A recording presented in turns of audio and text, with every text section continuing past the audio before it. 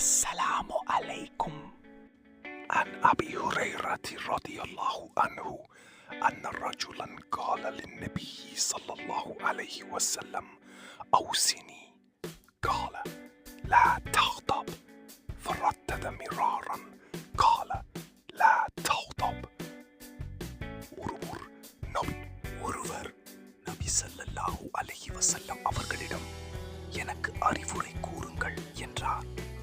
நபி ஸல்லல்லாஹு அலைஹி வஸல்லம் அவர்கள் கோபப்படாதே என்று அறிவுரை கூறினார்கள்.